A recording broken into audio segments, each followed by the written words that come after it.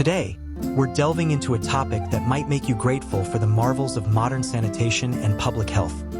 Disgusting medieval city jobs you would never want. Step back with me to a time when cities, though burgeoning centers of commerce and culture, were also, frankly, cesspools of disease, waste, and unbelievable stench. Life was tough, and survival often meant taking on professions that would make even the most hardened modern individual recoil. These weren't just unpleasant. They were often hazardous, short-lived, and socially reviled, yet utterly indispensable. Let's peel back the layers of grime and explore some of these truly stomach-churning occupations. First on our rather unsavory list, and perhaps the most infamous, is the gong farmer, often referred to more euphemistically as a night soilman. Imagine a profession entirely dedicated to the removal of human excrement. This wasn't a job for the faint of heart or indeed the sensitive of nostril. Medieval cities, lacking sophisticated sewer systems, relied heavily on cesspits deep, unlined holes in the ground, often beneath privies, where human waste accumulated. When these pits became full, someone had to empty them. That someone was the gong farmer. Their work began, as their night soilman moniker suggests, under the cover of darkness. This wasn't merely for privacy. The stench was so overwhelming that performing the task during the day would have been intolerable for anyone nearby. Armed with buckets, shovels, and often rudimentary protective gear like cloaks or masks to ward off the noxious fumes, gong farmers would descend into these festering pits, often chest-deep in human waste. The physical labor was immense, but the true challenge was the environment itself. The air, thick with methane and ammonia, could be suffocating, even lethal. Accidental falls into the pits were not uncommon, leading to an utterly horrific end.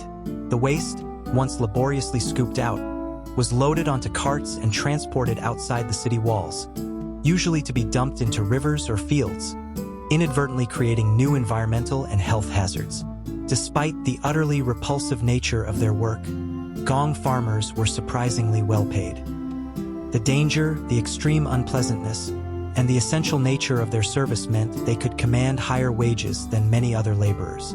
However, this financial incentive did little to elevate their social standing. They were seen as unclean, ostracized by many, and often lived on the fringes of society, their presence announced by an inescapable, sickening odor.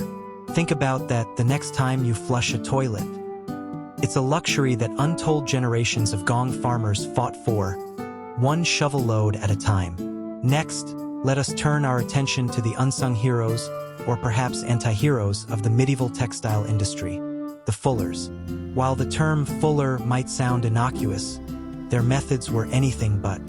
Fulling was a crucial step in cloth production, involving the cleaning and thickening of wool fabric to make it denser, stronger, and more water-resistant. Before mechanical mills, this process was done by hand, or rather, by foot. And what was the primary cleaning agent used? Human urine. Yes, you heard that correctly. Freshly shorn wool contains lanolin and dirt, which needed to be removed. Urine, particularly stale urine, or stale as it was known, was a readily available and effective source of ammonia. The ammonia acted as a natural detergent, breaking down greases and lifting dirt from the wool fibers. Fullers would immerse large sheets of wool in vats filled with stale urine, then literally stomp on the fabric for hours on end, trampling it with their bare feet to agitate the fibers and work the ammonia through. Imagine the sensation, the smell, the squelch between your toes, day in and day out.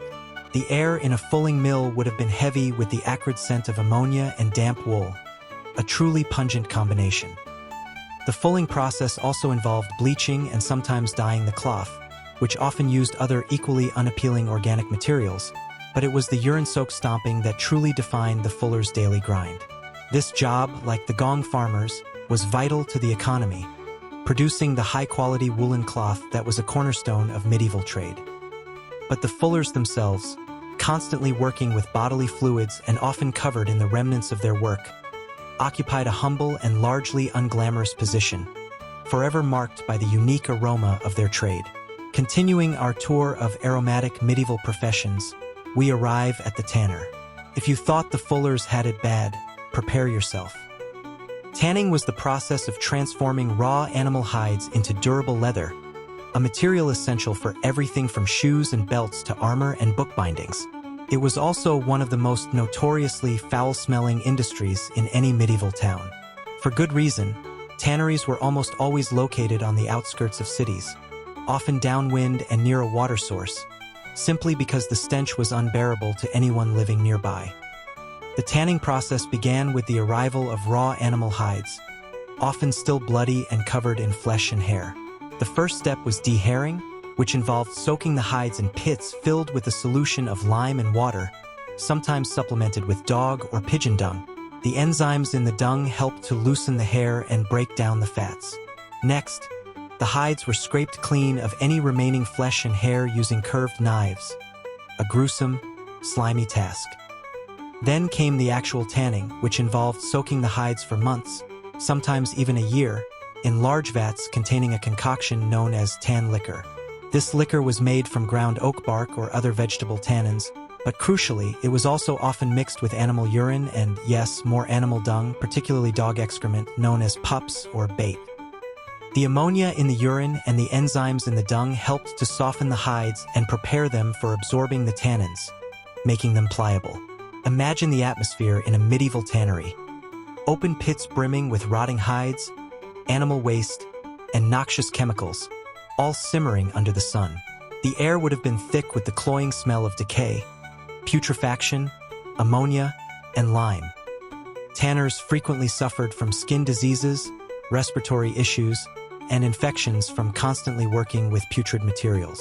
Their hands and arms were often stained and scarred, and the smell of their trade clung to them like a second skin, making them easily identifiable and often shunned.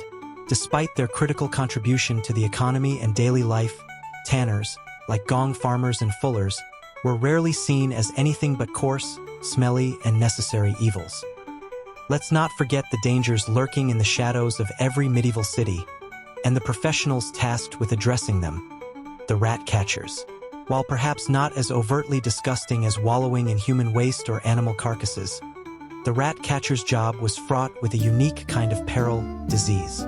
Medieval cities were breeding grounds for rats. Narrow, unpaved streets were often strewn with refuse, food scraps, and animal waste. Homes and shops, with their thatched roofs and timber structures, offered countless nooks and crannies for rodents to nest and multiply. And where rats thrived, so did fleas, and with fleas, the terrifying specter of the bubonic plague. The rat catcher's job was simple in premise but dangerous in execution. Eliminate the rodent population. This involved a variety of methods, from setting traps, crude snap traps or cage traps, to using ferrets, dogs, and even cats trained for the purpose. However, the most direct method was often simply to kill them by hand or with a club. Imagine rummaging through dark, damp cellars, cluttered storerooms, and reeking sewers, confronting swarms of scuttling, squealing rats. These were not just a nuisance. They were vectors of death, carrying the fleas that transmitted the plague. A single bite or even a scratch from an infected rat could lead to a swift and agonizing end. Rat catchers often had a grim appearance, their clothes likely torn and soiled, their faces grimed from their subterranean expeditions. They might carry the carcasses of their kills in sacks or strung on poles, a testament to their grisly success. While perhaps not as malodorous as the tanner or gong farmer, the rat catcher carried the scent of grime, dampness, and rodent infestations. Their work was a constant battle against an unseen enemy, a fight for public health that often went unappreciated until the next outbreak of disease reminded everyone of the vital role these unheralded individuals played. Finally, consider the lowest rung on the ladder of medieval urban survival, jobs that were less a profession and more a daily struggle for existence amidst the detritus of society, the midden rakers and general scavengers. Imagine a world without regular waste collection, where household refuse, market waste, and even industrial byproducts were simply discarded onto the streets, into open ditches, or piled high in communal middens, designated refuse heaps. This was the reality of many medieval cities. These middens, towering mounds of organic matter, ash, human and animal waste, and discarded items, were a constant feature of the urban landscape, reeking to high heaven and attracting all manner of vermin. Into this festering landscape stepped the midden raker. These individuals, often the poorest of the poor, would spend their days sifting through these putrid heaps, searching for anything of value. A broken piece of pottery that could be mended, a scrap of metal, a discarded bone, perhaps even a half-eaten crust of bread. It was a desperate existence, demanding incredible tolerance for filth and stench. Their tools were simple: a rake, a stick, perhaps a sack to hold their meager finds.